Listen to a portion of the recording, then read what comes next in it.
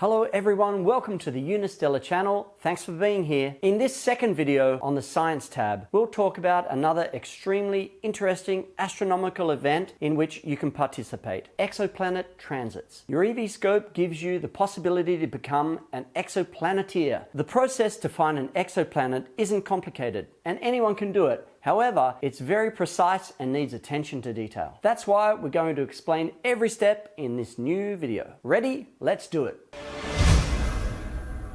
Alright, now think about it for a minute. Discovering a new planet, how exciting is that? Until recently, you needed to set up a complex combination of hardware, electronics, and software to attempt this. Now, with Unistellar, you can join scientists and professional astronomers and participate in discovering and characterizing new planets in our galaxy. First, let me explain what an exoplanet is. An exoplanet is a planet orbiting a star that's outside our solar system. Pretty simple to understand. From our point of view, every planet that's outside of our solar system is an exoplanet. With the eVscope, we can detect the presence and properties of some exoplanets by observing a transit, a temporary dip in the brightness of the host star. When the exoplanet orbits between the star and us, we're able to measure that dip. Today, more than 4,000 exoplanets have been discovered and are confirmed. However, there are thousands of other candidates that require further observations in order to say for sure whether or not the exoplanet is real. And now, with the eVscope, you have a tool that can help scientists to confirm these discoveries. You'll find everything you need and more on our website. Go to Citizen Science and click on Exoplanet and you're in the right place. Alright, let's open the Unistellar app and go to the Science tab. Here, we will open the second category, Exoplanet Transits. If you've watched our first tutorial video about asteroid occultation, you should be familiar with this screen. Once again, you will get the 5 boxes to fill in. It starts with the target. Here, you will need to enter the exoplanet host star's coordinates. It's called the right ascension and declination, or RA and DEC with the Go To button. Then you have the recording part with the exposure time, gain, and duration. And a fourth box, cadence, that you didn't have with the asteroid occultations. Cadence is the time between each image. For some bright targets, we choose a short exposure time, but a longer cadence so we can observe the transit for several hours without filling the eVscope's memory storage. We'll explain how to find the numbers and coordinates in a minute, but first, let's sum up all of the steps that you need to do before starting your observation. First, the data. To make sure that there is enough disk space on your eVscope to collect cosmic data, you must upload your data from your eVscope to the Unistellar servers. Again, keep in mind that it can take up to 2 hours depending on your internet connection. So be sure to allow enough time before the observations to do so. Also, as the observation will take a little time, make sure to charge your eVscope so that it has enough charge for at least 6 hours of observing. You can, for instance, charge it overnight the day before the observation. If possible, move your eVscope outside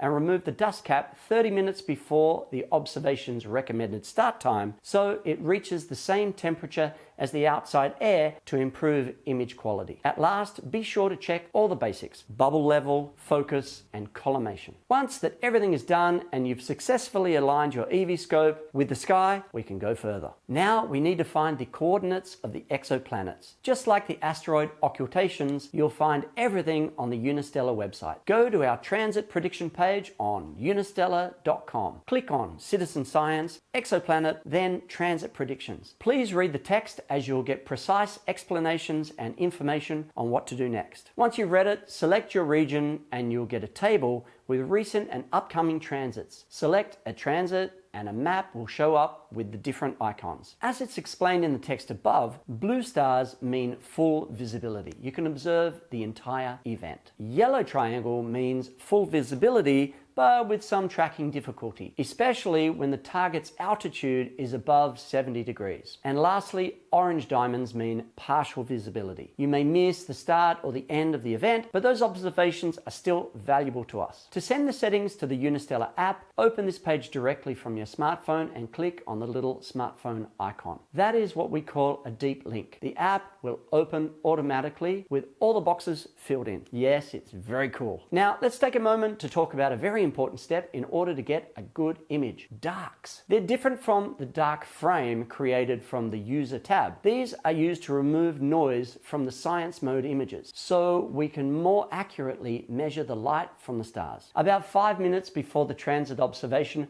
put the dust cap firmly on the telescope. You'll need to click the deep link or manually go to the transit screen in your app and enter the right ascension, declination, exposure time, gain, and cadence. They'll differ from one another depending on the transit you choose to observe. You'll find the right numbers in the chart right here. The exposure time, gain, and cadence should be the same as instructed for the transit observation. Set the duration to 2 minutes and launch the recording. When the recording is over, if you get another app message asking you to take more dark frames, just cancel it. Then remove the dust cap and set the recording duration back to its original value, which is usually 30 minutes. Very important, do not take dark frames in the middle of the transit observation. Just cancel any app messages about taking them. They're general reminders that don't apply here. Next, press the Go To button to point your eVscope at the target. Switch to the live view and wait for the message saying the Go To is finished. You can compare the stars you see with a finder image provided in the transit predictions table for each transit by clicking on the icon in the finder column second from the left. Try to match the pattern of stars. Doing a 1-minute enhanced vision can help improve image clarity for the comparison. Note that sometimes your live view image may be rotated compared to the finder image. If you cannot locate the target star in your live view, we recommend you check your tripod level, perform a new autofill detection, do another Go To, and then compare with the finder image again. It's better to take 2 minutes to ensure you're pointed at the correct star than to observe the wrong part of space for hours. At the designated start time for your target, press the launch button to begin recording your exoplanet target. Feel free to go back to the eVscope tab at any time to watch the live view of your data being taken. Set a timer on your watch or check a clock to remind you to come back a little before the recording's duration will end, so you're ready to repeat this process. After each recording, check that the target star is still centered in the eVscope's live view image by comparing it to the finder image or to a screenshot of your live view after the original Go To. If not, adjust the pointing manually or do another Go To recenter it. These are long observations and the eVscope doesn't track the sky the same way in science modes as it does in enhanced vision mode. So the target star may drift out of the image if we don't pay attention to it. In particular, when the star is at altitudes greater than 70 degrees, you'll need to check the centering more frequently, sometimes every 10 to 15 minutes. Repeat this recording and centering process until the end time of the observation given on the predictions webpage. After you've taken your last transit observation image, take a set of darks by putting the dust cap back on the eVscope. Set the duration to 2 minutes again and launch a recording. Once everything's done, you can park your eVscope and celebrate because you are officially an exoplaneteer. Congratulations! The very last thing to do is to upload your data so that Unistellar can analyze it and send you the results. Also, please fill in the Google form from the link above the predictions table on the Transit Predictions webpage to inform us that you have observed. Thank you. You are now a citizen science rockstar. Now, we know that capturing exoplanet transits is hard work, and we're still in the pilot experimental stage of this citizen science initiative. After we've analyzed your data, we'll be in contact with you to let you know if the data successfully showed the transit of an exoplanet. If a partial or full detection is confirmed, we'll add it on the results of Unistellar's Exoplanet webpage. There may even be possibilities to be involved in published academic articles in the future. So be sure to follow Unistellar on Twitter and Facebook. Don't forget to subscribe to our YouTube channel, to leave us a thumbs up and comment if you like the video. Thank you again and see you soon with Unistellar.